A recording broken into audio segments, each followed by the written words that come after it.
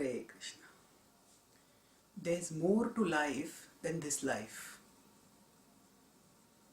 This life refers both to the present lifespan that we have and the present life conception that we have.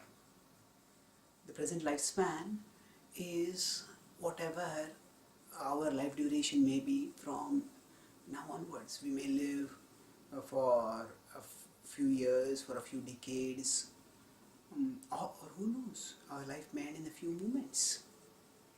Now this life, is it all that we have? We go around in life considering so many things to be important and having dreams, having aspirations, striving to actualize those aspirations, and then suddenly just some blow may come from somewhere, an accident on the road, a stray bullet going by, or a bug may come along, a small virus enters into the body, and one blow or one bug can blow up our life. Will it all be over? Is the life that we consider so deeply meaningful meant to be over forever? Is such a meaningless accident? It's such a casual in such a casual way, is life meant to be destroyed forever?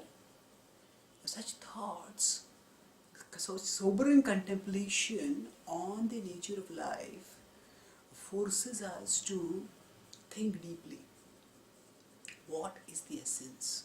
Who am I actually? Is my life going to end with this life, or is it going to extend further?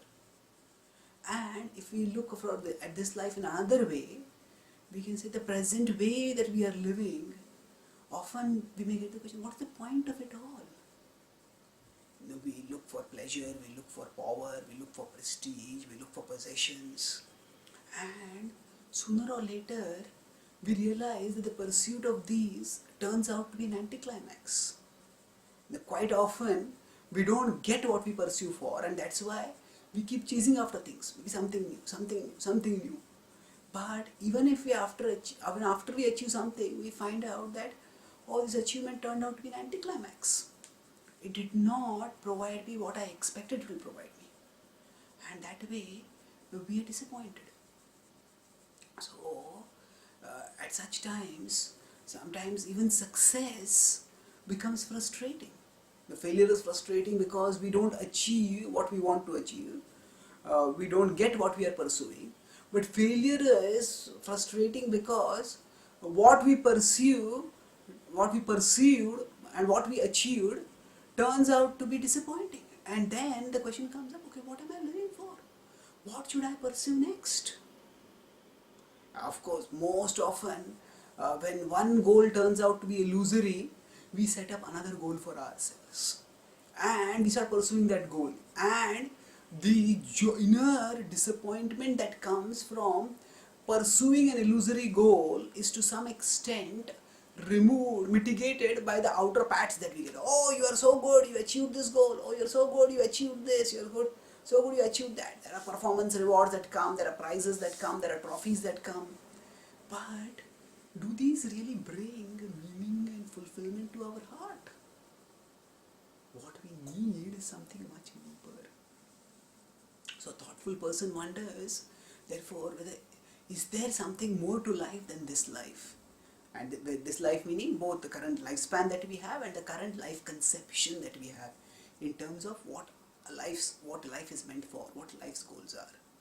So the Bhagavad-gita answers yes, there is more to life than this life, and it answers yes to both the questions. It says that life goes on eternally because the soul, which is the source of life, which is the locus of consciousness, the soul is eternal, and the soul moves from even when the body dies, what we call as death is the destruction of the body. The soul goes to a next body. The soul does not die, and in that sense, even if somebody's life ends meaninglessly in this life, the soul will go on meaningfully towards a future destination based on the kind of desires it has had in this life and the kind of actions it has chosen to do in this life. So in that sense, the meaninglessness of death is mitigated, is countered by the meaningfulness of our onward existence, of our continued existence and on our onward spiritual journey. And this journey is actually an odyssey. It is not just wandering. We are souls and we are looking for eternal love and eternal happiness thereof. And the Bhagavad-gita tells us that when we learn to love God, then we actually attain eternal happiness. Because God is eternal, we are eternal, and God is eternally attractive, and loving Him is eternally fulfilling. And that's how, in loving Him, we can attain eternal happiness. So, the Bhagavad-gita urges us to not get carried away by the bodily conception of life and to remember our spiritual identity. When we remember the spiritual identity, when we remember that within the body there is a soul, antavante me deha nityasyokta sharirana anashino aprameyasya tasmadidyasva bharata. So, that the body is perishable, that means this life is going to end, but there is more to life than this life. Nityasyokta sharirana, the sharirana, the soul living inside the body is eternal. Anashino aprameyasya. Anashino is indestructible and immeasurable. And smatidhyasvabhar. The conclusion is, therefore, do your duty of fighting. So here this do your duty refers to the way we can get spiritual realization and the way our life becomes spiritually, eternally meaningful. So we are meant not just for pursuing material things, but we are meant to pursue the eternal spiritual reality. That is God. The highest spiritual reality is God. And we do our duties as a service to Him, to pursue Him, not the things of this world. And we redefine our activities in this world, we redefine our pursuits of this world as progressions towards pursuing Him. We use our talents to achieve things in this world so that we can use them in Krishna's service. And in that way, this world becomes connected with its source. We become connected with our source. And even in this world, we get higher fulfillment because whatever we do in this world is not done with ourselves as the center, without that egoistic motivation. Rather, we do activities with a devotional motivation, the devotional intention to love and serve. And in this way, even in this life, we experience that there is more to life than this life. That means that when we get spiritual experiences, deep spiritual experiences through meditation, through chanting, through scriptural absorption, when the spiritual experiences come, then we understand, oh, this life that I was living, chasing after bodily sensations, that is not what I'm meant to live for. I'm meant to live for something much higher.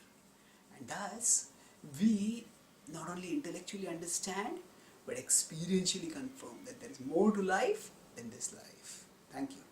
Hare Krishna.